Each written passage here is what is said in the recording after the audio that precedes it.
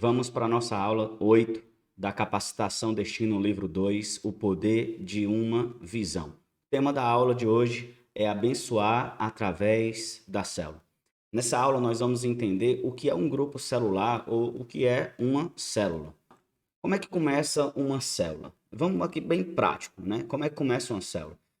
O líder ele deve chegar numa célula, ele deve cumprimentar as pessoas, não ter uma linguagem, né, muito espiritual. Pode falar boa noite, em vez de falar graça e paz, né, pode ter visitantes, a não ser que você veja que ali só tem as pessoas da própria igreja, né? O bom é que na célula você mantém a linguagem do boa noite, né, do boa tarde, do bom dia, dependendo do horário. Então tem que ter uma linguagem natural, né? E a gente deve começar essa célula de forma muito simples. Então, pergunte para 2 ou 3 pessoas como é que você está, como é que foi a sua semana e deixe elas responderem.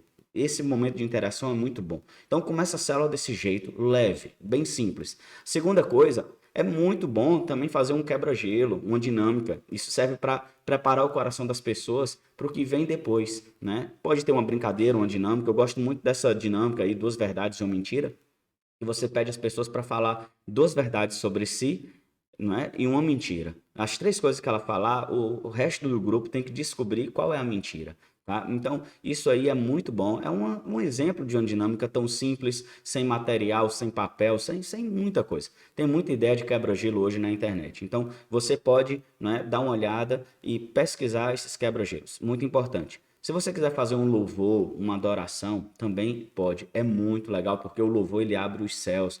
E muitas vezes chega gente na célula, perdão, que nem está acostumada a louvar e, sabe, canta música assim que não edifica. Então na célula vai ser muito bom. E a arma muito boa é o louvor. É uma arma de guerra espiritual muito boa. E logo depois vem o momento da palavra. E hoje eu vou compartilhar aqui uma palavra breve, né, como se fosse uma palavra de uma célula. Mas eu quero falar hoje sobre as pequenas coisas importam.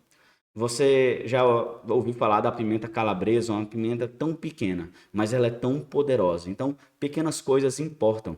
Você sabia, se você perder o dedão do pé, da mão, os médicos, eles querem tirar o seu dedo do pé para colocar na mão, desse jeito aí, ó, para ficar desse jeito. De tão importante que o dedão da mão, né? Então, hoje, os médicos fazem isso. Então, as pequenas coisas importam. Do mesmo jeito, Davi entendia esse princípio. Por isso, ele decidiu ser fiel nas pequenas tarefas que lhe era designado.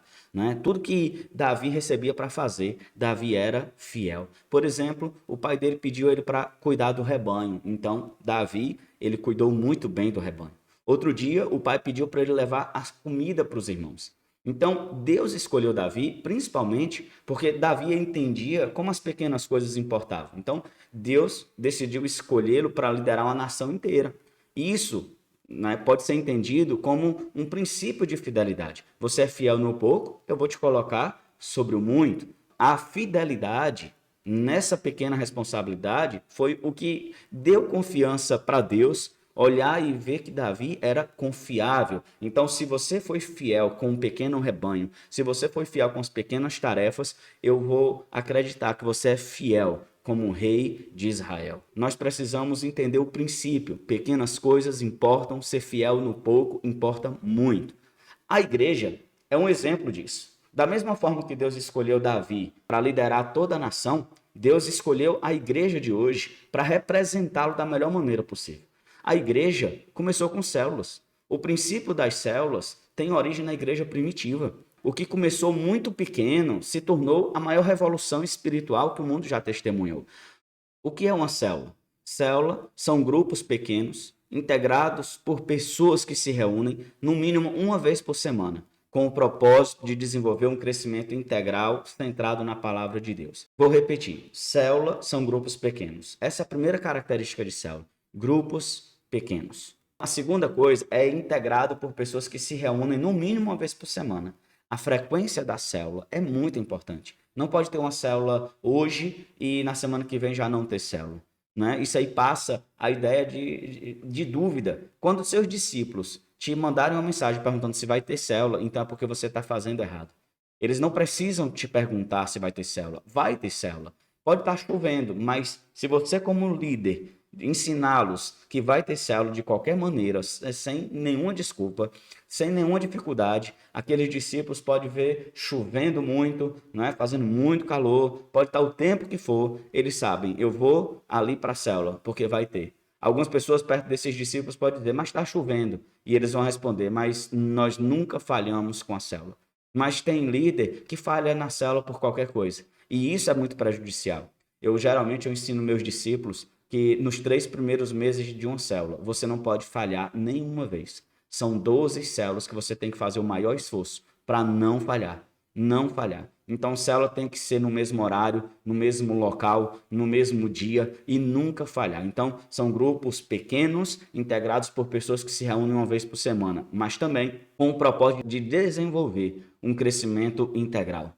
O que é isso? Você está ali, a célula serve para fazer todo mundo crescer de forma integral. Integral quer dizer em todas as áreas, inteiro. Tá? Então vai crescer na família, vai crescer nas finanças, vai crescer espiritualmente, vai crescer emocionalmente, através da palavra simples ministrada na célula, vai trazer crescimento integral. Esse é o grande objetivo da célula, abençoar as pessoas, suprir as necessidades espirituais, emocionais, né, das pessoas. E isso centrado na palavra de Deus. Então essa é a definição de célula. Quem participa da célula? Primeira pessoa, né, que temos dentro de uma célula é o anfitrião. Esse anfitrião ele oferece o local para a célula acontecer. Né? A segunda é o líder, é a pessoa treinada para liderar essa célula. Outro é o auxiliar, esse aí é o braço direito do líder, ou o líder em treinamento. Ele será o próximo líder de célula. Então, ele que colabora com o líder, se o líder tiver alguma dificuldade, um imprevisto, é o auxiliar que assume a célula. Ele geralmente faz as maiores partes de tarefa junto com o líder. E temos os participantes, que são os membros ativos da célula e os convidados que sempre chamamos. Então, as células são pequenos centros de estudo da palavra de Deus. Então, é isso que serve, para isso que serve a célula. A palavra é o estudo da palavra, mas não é como um culto. É uma forma mais simples, mais prática, onde aqueles que frequentam são edificados. E crescia a palavra de Deus, e em Jerusalém se multiplicava muito o número dos discípulos, e grande parte dos sacerdotes obedecia à fé. Como nada que útil seja, deixei de vos anunciar e ensinar publicamente e pelas casas, testificando tanto aos judeus como aos gregos, a conversão a Deus e a fé em nosso Senhor Jesus Cristo. Célula já funcionava assim lá em Atos. Vimos aí em Atos 6, 7, né? E vemos aqui também em Atos 20 a 21. Então, nós temos um grande privilégio, através das células, de sermos embaixadores de Cristo. As pequenas coisas importam. Por isso, Jesus nos ensinou que a liderança não tem nada a ver com ser o maior. Ao contrário, liderança é servir. E muitas vezes isso exige que a gente faça coisa que ninguém percebe. Ninguém percebe o tanto que um líder está orando, o tanto que ele está fazendo pelos discípulos. Talvez o pastor da igreja não tenha noção do quanto você tem trabalhado nos bastidores, junto com seus discípulos, dentro das casas, fazendo visita. E essa recompensa virá de Deus, pode ter certeza. Deus não vai ficar devendo a você. Se você for fiel na sua liderança de célula, Deus vai te recompensar, ok? Então vamos lá. Como é que Jesus encarava esse ministério? Da mesma maneira, né, que Jesus ele sempre visitava os lares, hoje nós temos que fazer a mesma tarefa e representá-lo hoje no mundo. Nós temos que visitar, nós temos que estar nas casas das pessoas, dos discípulos, nós temos que estar servindo. Por exemplo, ele visitou a casa de Zaqueu. E o que aconteceu na casa de Zaqueu? Zaqueu foi salvo. Jesus também visitou a casa de Pedro. A sogra de Pedro foi salva. Ele visitou a casa de Jairo. A filha de Jairo ressuscitou, foi trazido de volta à vida. Ele visitou a casa de Simão, o fariseu, e uma mulher pecadora se tornou uma seguidora de Jesus ali.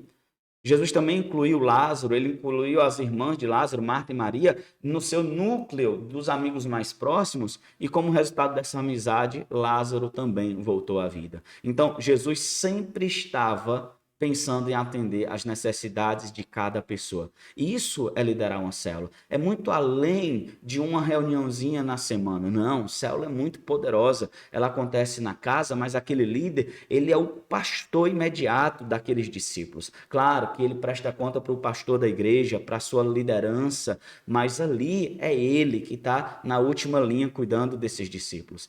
Jesus transmitiu a visão aos 12 para que no momento certo eles a transmitissem a outros. Então, assim acontecia a multiplicação. Nós somos embaixadores de Cristo. Você já imaginou a bênção que vai fluir como resultado de serviços que nós fazemos a Deus através de células? Davi, ele nos mostrou algo poderoso. Quando ele deixou aquela arca na casa de Obed-edom, e a sorte de Obed-edom em 3 meses mudou, nós vimos algo. Quando nós abrimos a nossa casa para a arca de Deus, nós somos abençoados de uma forma sobrenatural. Então, quando nós abrimos uma célula, quando nós aceitamos servir através de uma célula, nós estamos recebendo a arca de Deus. Hoje eu oro para Ele te abençoar, que é um grande privilégio liderar uma célula. Hoje eu oro, sabe, para que você esteja disposto a servir ao Senhor através da célula, levando a presença de Deus para outras pessoas. Eu oro para que onde você for, a arca de Deus acompanhe você. Então, embora a gente não seja muita coisa nesse mundo, o pouco que nós faremos liderando uma célula vai ampliar grandemente o reino de Deus na nossa cidade. Entenda isso. Não somos grande coisa, mas Deus confia em nós para liderarmos uma pequena célula. Mas isso vai trazer uma mudança sobrenatural na sua rua, no seu bairro e na sua cidade. Então, você deve agradecer ao Senhor. E hoje eu agradeço. Obrigado, Deus, porque o Senhor está nos confiando a grande responsabilidade, o grande privilégio, essa grande missão de liderar a célula. Então, essa é a lição 8 do livro 2, O Poder da Visão. Até a próxima aula.